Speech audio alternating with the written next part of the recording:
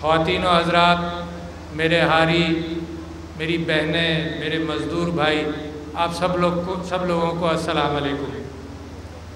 میں بڑا مشکور ہوں جن لوگوں نے ان چیزوں کا اہتمام کیا جو آج کی تقریب ہے، اور یہ مسلسل سامان دینے کے اعتبار سے چل رہی ہے۔ یہ اس تقریب کا چھوٹا سا حصہ ہے، مگر یہ بہت ضروری تھا کہ یہاں آ کر آپ سے بھی بات کی جائے اور وہ رابطہ پکا کیا جائے جو ریاست میں، حکومت میں اور عام لوگوں کے درمیان ایک رابطہ جو قائم ہوا ہے۔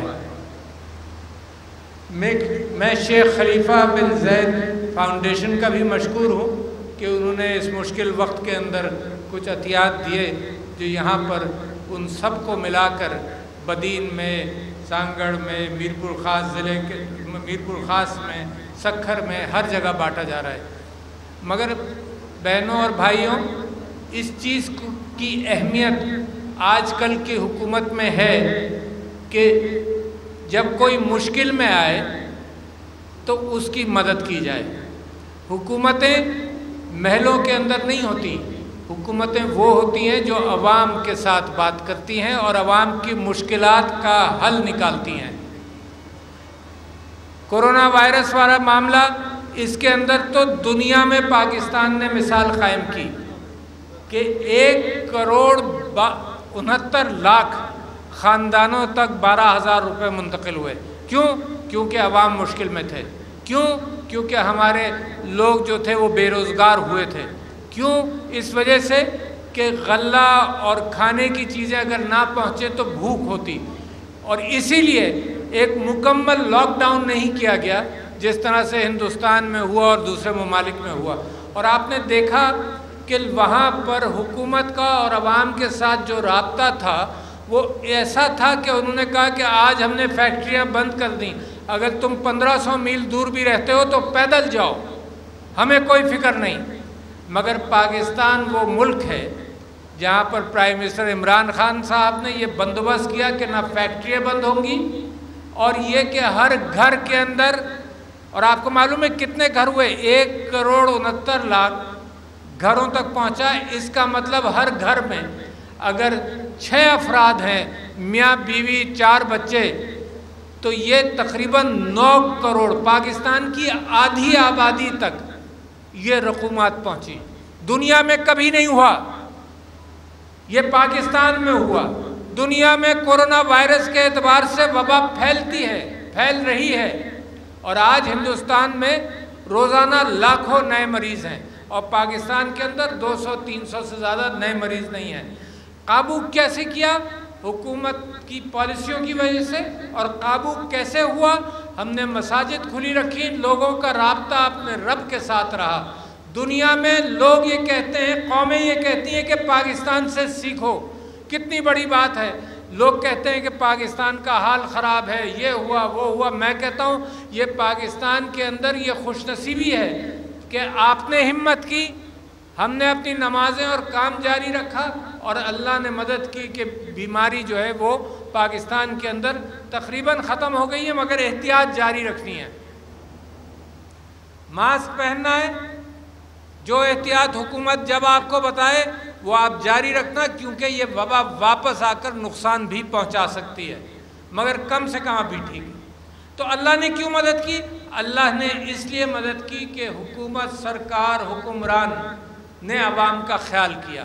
حکومتیں ہوتی ہی اس لیے ہیں، حکومتیں یہ نہیں ہوتی ہیں کہ یہ گورنر ہاؤس میں اور میں پریزیڈنٹ ہاؤس میں بیٹھ جاؤں۔ حکومت ہوتی ہی اس لیے ہے کہ عوام سے رابطہ ہو، ہر تکلیف کو بانٹا جائے۔ آپ جانتے ہیں کہ آپ کے گھر میں کوئی بیمار ہو تو رشتہ دار فکر کرتے ہیں۔ آپ جانتے ہیں کہ کوئی مشکل آ جائے تو رشتہ دار، جاننے والے فکر کرتے ہیں۔ جب وہ فکر کرتے ہیں تو خاندان مضبوط ہوتا ہے، اس کی قدر کرتے ہیں۔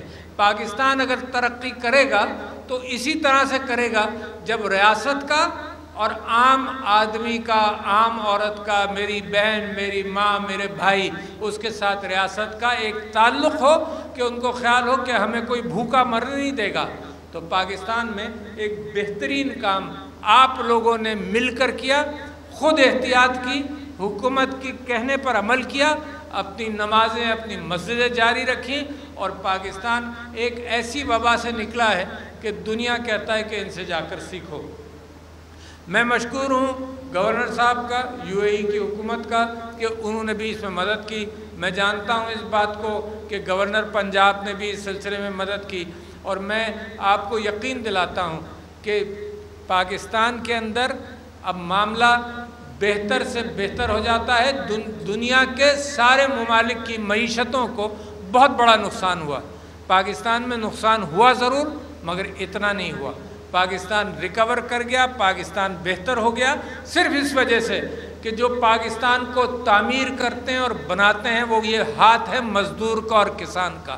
اس ہاتھ کو اور اس تعلق کو اور اس رشتہ داری کو اگر ہم نے صحیح اور مضبوط رکھا تو انشاءاللہ پاکستان ترقی کرتا جائے گا۔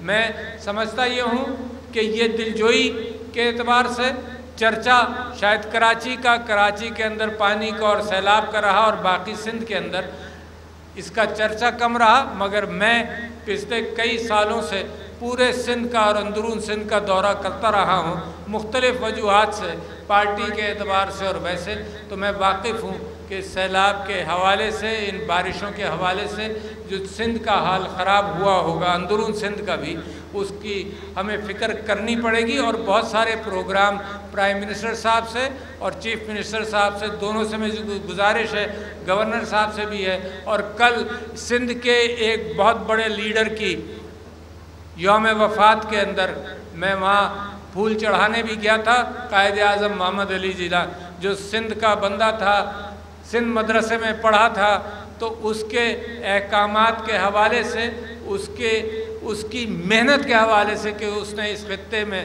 پاکستان بنا دیا، جس خطے کے اندر اب احساس ہوتا ہے لوگوں کو جو یہ کہتے تھے کہ پاکستان دو قومی نظریہ صحیح نہیں ہے، اب ان کو احساس ہوتا ہے کہ جو ہندوستان نے اپنی عوام کے ساتھ، اپنی مائنورٹیز کے ساتھ کیا ہے، پاکستان میں ایسا نہیں کریں گے۔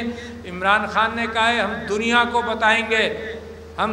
بتائیں گے کہ پاکستان کیسا سلوک کرتا ہے اپنی مائنورٹیز کے ساتھ، اور انشاءاللہ یہ آپ دیکھتے جائیے گا کہ دنیا میں بہترین سلوک بھی رہے گا مائنورٹیز کے ساتھ۔ تو میں آپ لوگوں کا مشکور ہوں کہ آپ یہاں تشریف لائے، اپنی مشکلات کے باوجود یہاں تشریف لائے۔